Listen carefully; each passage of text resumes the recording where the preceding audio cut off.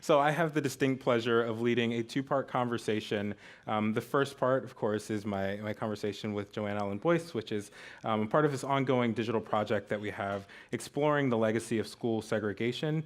And then we have a conversation with two students from New York City schools, kind of looking at how segregation kind of currently affects students in America's schools. But first, I wanted to pose a question to you all. There's a poll. Did most of the other students at your high school look like you? And I'll give you a second to respond to that poll question.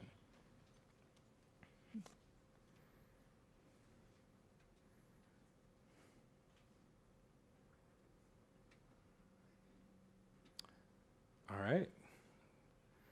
Looks like most of you are responding yes. We have a couple of no's trickling in. But as you see, about half of more than half of the audience right now is saying that most of the students at their high school looked like them. Joanne, I wanted to throw it to you because when you were in K through 8, specifically, all of the students look like you. Can you tell me about your experience in Clinton schools in kindergarten through 8th grade? So, well, I actually didn't have a kindergarten class. I could read by the time I was 5, so I was allowed to start 1st grade. But all the kids in my school looked like me. There were no kids of any other color, no other ethnicity other than blacks in my schools. That was 1st through the 8th grade. And then I entered junior high school. It was the same thing. And in high school, my 1st year, it was also all black school. And where did you go for high school your 1st year? My very 1st year, I went to Austin High School in Knoxville, Tennessee, and I was bused there. About how far of a trip was that? It was at least 20 miles during that time because the highways were really poor. A lot of dirt, a lot of hills, a lot of curves. So it was a long way. It took us almost an hour to get to school and back home. And so were there what were some of the things you enjoyed doing at school? Were you able to do any extracurricular activities, anything after school? No. No, because our parents couldn't leave and come pick us up. We had to get on that bus. When the bus was leaving, you had to be on the bus to get home. If you missed the bus, then that meant your parent did have to come, and that meant you had to wait somewhere, and there usually wasn't a place for you to wait around. Once school closed, it closed, and so you had to be on the bus.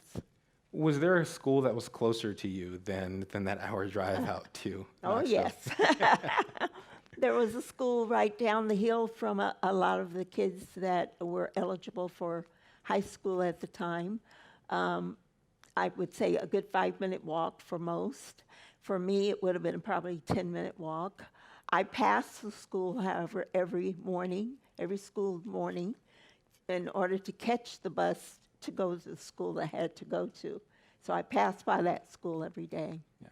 So we're in the mid-1950s. This is right after Brown v. Board is decided. And so what is kind of the legal apparatus that helps that school become desegregated?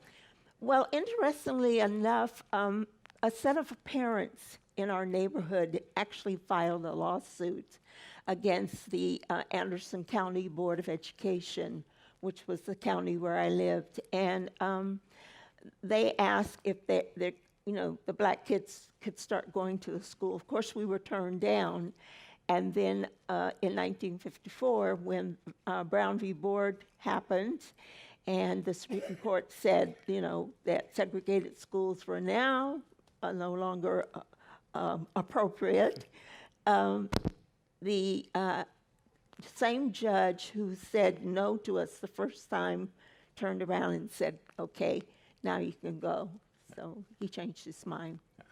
So we're going to queue up a couple of photos here from after these schools were desegregated. Mm-hmm. The first photo, I'm saying we should have the photos coming shortly. Here we go. So the first photo, can you walk us through this photo? Because this is kind of the iconic photo of the Clinton 12. Yes, this is us walking down the hill, which was, I don't know where the name Foley came from, but it started to be called Foley Hill. And right at the top of that hill is our little elementary school where we all went. And this is probably the second or third day, and we've gotten together, we've had our prayer. We're now walking down saying we're going to, face whatever happens to us today. And that's the picture of strength right there. Yeah. And what was that first week of school like for you all? The first couple of days, maybe up to the third day, pretty good. Not so bad. It began to deteriorate as the days passed. Probably by the fourth or fifth day, it was starting to turn around and not be so good. Yeah. And we're going to go to the next picture. So you mentioned that the situation kind of deteriorated. Can you kind of explain what was happening both in the school and then also outside? Well, in the school, initially, we were fairly well accepted. In the terms of acceptance, I mean, nobody was saying, get out inside the school. Outside the school, they were screaming and yelling and throwing things and cussing and calling us despicable names and spitting at us, and it was pretty rowdy outside. Inside, over time, they began to pull my hair and my friends, step on the back of our heels, push, shove, write notes, put notes in the lockers, thumbtacks in the seats. So over time, things just got worse and worse, escalated. Excuse my dry mouth. And then your parents made a decision kind of through that first semester that, so what was that decision that your parents made as you were going through that semester and kind of facing all of? Well, initially all of our parents were very, they were very supportive of us because us kids wanted to go. We wanted to do what we were doing. So they said, okay. But over time, as things got worse and worse, my mother in particular became very, very fearful for our lives because actually we were being threatened more. Our community was being threatened more. They came in our community, and by they, I mean the Ku Klux Klan drove through our community. They put sticks of dynamite out in front of homes. They blew up one of our small community buildings. So my parents got very fearful for me, and they made the decision. My mother's, between she and her brothers who lived in California, said, you're out of there.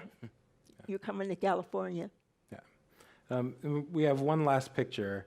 So this is your school. Can you kind of talk about the students who ended up staying and then what this picture is? This picture, unfortunately, represents a bombing in 1958 where they blew up the entire school, made it uninhabitable. The students had to be moved to a town next door. I had left by then. I left actually December 56. The two people who are my heroes today that stayed, Robert Kane, stayed and graduated. He graduated in 57. He was our only senior at the time when we were admitted to the school. And then my best girlfriend, Gail Ann, graduated in 1958. She and I graduated the same year. I was just in California at the time. So pretty soon we're going to go to audience questions, but I wanted to talk a little bit about your school experience in LA, because LA had integrated schools at the time, or they had desegregated schools at the time, but you make a distinction there between that desegregated and integrated. Right. One of the things when I talk to students, I always ask them about the differences. Do you know the differences between segregation, integration, and desegregation? And one of the things I like to point out to them is that a school can be desegregated, but not necessarily integrated. And I found the school that I was going to desegregated, but not integrated. Immediately at lunchtime or break time or whatever, everybody went to their tribal points. Blacks here, whites there, Asians in another spot. So I found that very interesting, and it was a little disquieting because I expected something very differently. In California, I thought it would be different. Yeah. So we're going to go to questions from the audience. You can submit your questions on Slido. And while we wait for the first question, actually, here we are.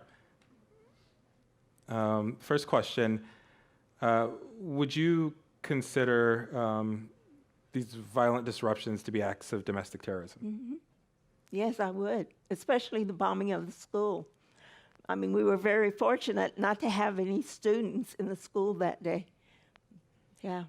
I definitely would. Yeah. Seeing the changes that have been made over the years, do you believe that most schools are integrated or desegregated? No, I don't believe either. I believe the schools are segregated.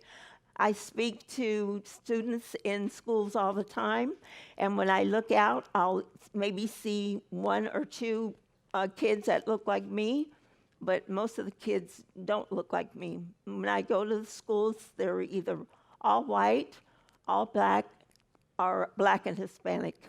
So the schools are still very segregated. Yeah. And this question actually dovetails really nicely with that. So what is your message today to students today, white and black, who go to the school in largely segregated areas? Wow. My answer may be too long for that one. the Cliff Notes version of it. I just like to leave the kids with a message of you've got to know other people. You've got to meet other people. You've got to learn about other cultures. It's so important to our world that we know one another, no matter what our color, what our ethnicity, what our religion. It's so vital. And I try to tell kids all the time that it's up to them to learn about and to talk about it, to have a conversation about it, to talk to their parents about it, which is where it really starts. Yeah. And I actually just have one more question for you. So you've mentioned kind of in our past conversations that you lived in a community. The community was pretty segregated, but you lived next to a white family. Yes. And as you all were kind of growing up, you interacted a lot with them. But what happened when the schools were integrated there? Yeah. Okay. Across the street, we lived across the street from a white family. Parents, 2 boys, 1 girl. As we were little kids growing up, we played together. We went back and forth to each other's homes. I ate in their home, they ate in my home. They borrowed from us all the time. If you can get my book, you'll read about the sugar. Never got paid back. But when we grew up and we started going to Clinton High School, we integrated Clinton High School, those same neighbors turned on us. The 2 boys came to our home one evening while my parents were away. Me and my sister were there. It was a Sunday. We were waiting for them to return home from church. And the boys came and terrorized us with sticks banging up under our house and banging around our windows and yelling inside. And my sister, who was 12 years old at the time, took off and ran to the church and got my parents, and the whole church turned back out and came back home. And in my book, you'll see that the mother says about my parents that they had treated her better than her own family, but she just could not see them going to school with black kids. So that was the thinking during those days. Probably hasn't changed a lot. Thanks so much for sharing your story. Really appreciate it. Thank you.